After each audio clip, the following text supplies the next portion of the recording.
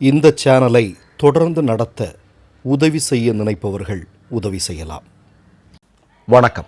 November 10 பாஜக ஆட்சி நடக்கக்கூடிய மாநிலத்தில் ஒரே நாளில் பாஜக கட்சியிலிருந்து மட்டும் 8000த்திற்கும் அதிகமான பேர் வெளியேறி காங்கிரஸ் கட்சியில் இணைந்திருக்கிறார்கள். இது எங்கு நிகழ்ந்திருக்கிறது அப்படின்னா அஸ்ஸாமில் நிகழ்ந்திருக்கிறது. ஒரே நாளில் நிகழ்ந்திருக்கக்கூடிய மாற்றம் இது. சரியா? உங்களுக்கெல்லாம் தெரியும், 2026 இந்தியாவுடைய மிக முக்கியமான 5 மாநிலங்களில் சட்டமன்ற தேர்தல் நடக்கவிருக்கிறது. இப்போ தமிழ்நாடு, கேரளம், மேற்கு வங்கம் உட்பட அதில் மிக முக்கியமான மாநிலம் அப்படிங்கிறது அஸ்ஸாம். ஏன் அஸ்ஸாமை பற்றி சொல்ல வேண்டியிருக்கிறது அப்படின்னா, இந்திய ஜனநாயகத்தில் இப்போ மத ஒற்றுமை அப்படிங்கிற ஒரு விஷயம், அதற்கு ஒரு மிகப்பெரிய சேதத்தை அஸ்ஸாமில் இருக்கக்கூடிய பாஜகவும் பாஜகவினுடைய முதல்வராக இருக்கக்கூடிய ஹிமந்த பிஸ்வ சர்மாவும் செய்து கொண்டிருக்கிறார்கள் அப்படிங்கிறது நமக்கு நல்லா தெரியும்.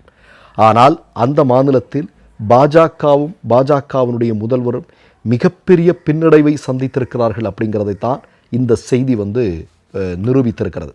கௌரவ் கோகாய் உங்களுக்கு தெரியும், காங்கிரசினுடைய மிக முக்கியமான தலைவர், இன்றைக்கு எதிர்க்கட்சி தலைவராக இருக்கிறார். அவர்தான் இந்த செய்தியை உறுதிப்படுத்தி இருக்கிறார். என்ன அப்படின்னா, நவம்பர் 10 8000த்திற்கும் அதிகமான நபர்கள் பிஜேபியிலிருந்து எங்கள் கட்சியில் இணைந்திருக்கிறார்கள்.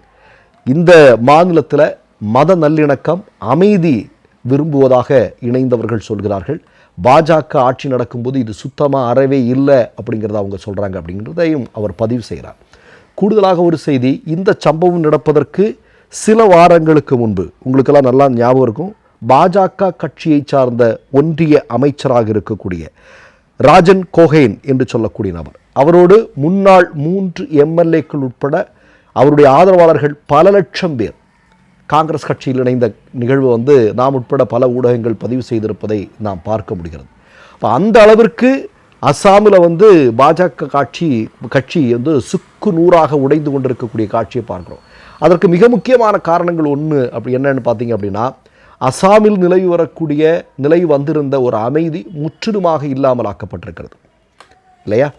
இப்போ நீங்கள் சாதாரணமான ஏழை எளிய மக்களுடைய இருப்பிடங்களிலிருந்து அவர்களை மிகப்பெரிய வன்முறைக்குள்ளாக்கப்பட்டு சர்வசாதாரணமாக வெளியேற்றப்படக்கூடிய காட்சி, இதெல்லாம் நீங்கள் அஸ்ஸாமில் சாதாரணமாக பார்க்க முடியும். நீங்கள் இன்னொன்று, அஸ்ஸாமில் மட்டும் இல்லை, இந்த அஸ்ஸாமினுடைய முதல்வராக இருக்கக்கூடிய நபர் வெளி மாநிலங்களில் பாஜகவுடைய தேர்தல் பரப்புரைக்காக போகும்போது அங்கே போய் என்ன சொல்கிறாங்க, சில ஒரு குறிப்பிட்ட சமூகத்தை சார்ந்தவர்கள் உங்கள் தாலியை எடுத்துருவாங்க, அவங்க வந்தால் உங்களையெல்லாம் இல்லாமல் ஆக்கிடுவாங்க, அவர்கள் மக்கள் தொகையை அதிகரித்து விடும், இப்படின்னெல்லாம் தொடர்ந்து சொல்லி கொண்டிருக்கக்கூடிய, அதாவது யோகியா, மோடியா, அமித்ஷாவா அல்லது அஸ்ஸாமினுடைய பாஜக முதல்வராக இருக்கக்கூடிய ஹிமந்த பிஸ்வ சர்மாவா அப்படிங்கிற போட்டியே இவங்களுக்குள்ளே நடக்கும்.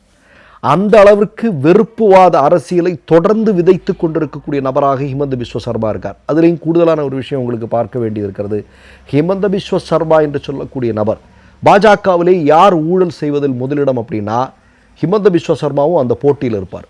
ஏன்னா அவருடைய மனைவியினுடைய பேரில் அஸ்ஸாமினுடைய இயற்கை சொத்துக்களை, மக்கள் வளங்களை பெரிய அளவில் கொள்ளையடித்திருக்கிறார்கள் அப்படிங்கிற செய்தி வருகிறது. மிகப்பெரிய ஊழல் நடந்திருக்கிறது என்று. அதே மாதிரி மிகப்பெரிய கார்ப்பரேட் நிறுவனங்களுக்கு அஸ்ஸாமில் இருக்கக்கூடிய, அஸ்ஸாம் எவ்வளோ பெரிய இயற்கை வளம் நிறைந்த மாநிலம் அப்படிங்கிறது தெரியும், அதையெல்லாம் தாரை வார்க்கப்பட்டு கொண்டிருக்கிறார். அதன் மூலம் கமிஷன் மூலமாக இவருடைய மனைவியினுடைய பேரில் ஏராளமான சொத்துக்கள் வாங்கி குவிக்கப்பட்டு கொண்டிருக்கின்றன அப்படிங்கிற செய்திகள் எல்லாம் ஏராளமாக வெளிவந்து கொண்டிருக்கிறது. ஒரு பக்கம் ஊழல், இன்னொரு பக்கம் மக்கள் மத்தியில் வெறுப்புவாத அரசியலை விதைப்பது, அந்த மாநிலத்தை ஒரு பதவிதைப்புக்குள்ளாக வைத்து கொண்டிருக்கக்கூடிய செயல்களை தொடர்ந்து செய்து கொண்டிருக்கக்கூடிய ஹிமந்த பிஸ்வ சர்மாவிற்கு அவருடைய ஆட்சிக்கு முற்றுப்புள்ளி வைப்பதற்கு தயாராகி இருக்கிறார்கள் அந்த மாநிலத்தினுடைய மக்கள், அந்த மாநிலத்தினுடைய மக்களுடைய பிரதிநிதிகள் அப்படிங்கிறது இந்த செய்தியின் மூலம் தெளிவாக தெரிகிறது. நான் என்ன கேட்குறேன்னா, பாஜகவை இப்படி தாங்க, ஒன்றும் இல்லைங்க, டெல்லியில் இவ்வளோ ஒரு பெரிய சம்பவம் நடந்தது இல்லையா?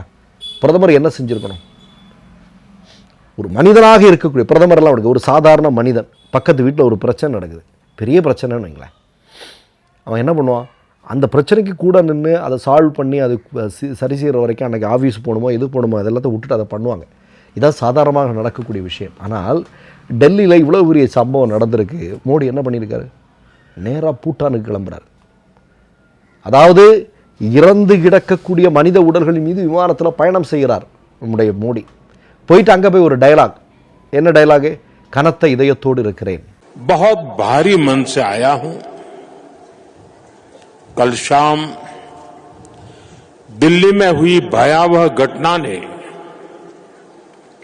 सभी के मन को व्यथित कर दिया है। मैं पीड़ित परिवारों का दुख समझता हूं। आज पूरा देश उनके साथ खड़ा है। मैं कल रात भर इस घटना की जांच में जुटी सभी एजेंसियों के साथ, सभी महत्वपूर्ण लोगों के साथ संपर्क में था, विचार विमर्श चलता था, जानकारियों के तार जोड़े जा रहे थे। हमारी एजेंसियां इस षड्यंत्र की तह तक जाएगी। इसके पीछे के षड्यंत्रकारियों को बख्शा नहीं जाएगा। All those responsible will be brought to justice. எனக்கு நல்லா ஞாபகம் இருக்குது. பகல்காமில் சம்பவம் நடந்ததும் பாதியில் வெடிச்சிட்டு நேராக பீகாருக்கு ஓடினார். எப்படியெல்லாம் இந்த பாருங்களேன், இந்த மாதிரியான சம்பவங்களை எப்படியெல்லாம் தங்களுடைய அரசியல் ஆதாயங்களுக்கு இவர்கள் பயன்படுத்தி கொண்டிருக்கிறார்கள். பகல்காமில் சம்பவம் நடக்குதுங்க. அங்கே போன பெண்களுடைய தாலி அறுக்கப்பட்டது அப்படிங்கிறது நமக்கு தெரியும் இல்லையா? அதுக்கப்புறம் என்ன நடந்தது? நேராக இங்கே வராரு, நேராக பீகாருக்கு போகிறாரு. அந்த பாதிக்கப்பட்ட மக்களை பார்க்குறவோ, சம்பவ இடத்துக்கு போகிறவோ செய்யலை. அதுக்கப்புறம் நடத்தின ஆப்ரேஷன் சிந்தூர் என்று பெயர் வைத்ததாகட்டும், அந்த மாதிரியான விஷயங்களை எப்படி இவர்களுடைய அரசியல் லாபத்திற்காக பயன்படுத்துகிறார். அப்போ ஒட்டுமொத்தமாக முழுக்க இந்த ஆர்எஸ்எஸ் பாஜக அப்படிங்கிறதே நீங்கள் முழுக்க அவர்களுக்கு அதிகாரம் வேணும்.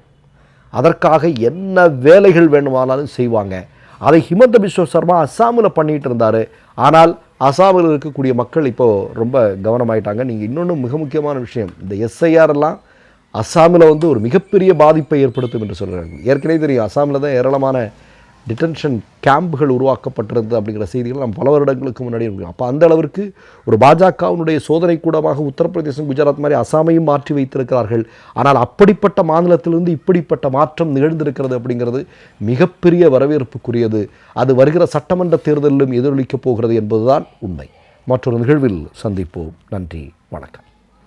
3 யூடியூப் சேனல்கள் வியாபாரத்திற்கு இருக்கிறது. தேவைப்படுபவர்கள் இந்த எண்ணுக்கு தொடர்பு கொள்ளுங்கள். மை நேம் இஸ் ரெட் சேனலை சப்ஸ்கிரைப் பண்ணிக்கோங்க. அதுக்கப்புறமா பக்கத்தில் இருக்கிற ஜாயின் பட்டனை கிளிக் பண்ணீங்கன்னா ஒரு நியூ பேஜ் ஒன்று ஓப்பன் ஆகும். அதுலேயும் ஜாயின் பட்டனே கிளிக் பண்ணிக்கோங்க. அதில் பார்த்தீங்கன்னா credit R debit card options இருக்கு. இதில் உங்களுக்கு விசா, மாஸ்டர் கார்டு, ரிப்பே அப்படின்னு 3 ஆப்ஷன்ஸ் கொடுத்துருக்காங்க. அதில் நீங்கள் எந்த கார்டு சூஸ் பண்ணுறீங்களோ அந்த கார்டோட நம்பர் என்டர் பண்ணிக்கோங்க. அப்புறமா கார்டோட வேலிடிட்டி மந்த் அண்ட் இயரை டைப் பண்ணிக்கோங்க. அடுத்தபடியா உங்க கார்டோட பின்னால சிவிசி கோடுன்னு சொல்லிட்டு 3 நம்பர்ஸ் கொடுத்துருப்பாங்க. அந்த நம்பரை இதில் என்டர் பண்ணிக்கோங்க. அப்புறமா அட்ரஸ் அண்ட் இன்ஃபர்மேஷன் என்டர் பண்ணிட்டு பைங்கிற பட்டனை கிளிக் பண்ணிக்கோங்க. ஒருவேளை உங்க கார்டு நம்பர் இன்வாலிட்னு காமிச்சிச்சுன்னா உங்க கார்டுல இன்டர்நேஷனல் யூசேஜை எனேபிள் பண்ணுங்க.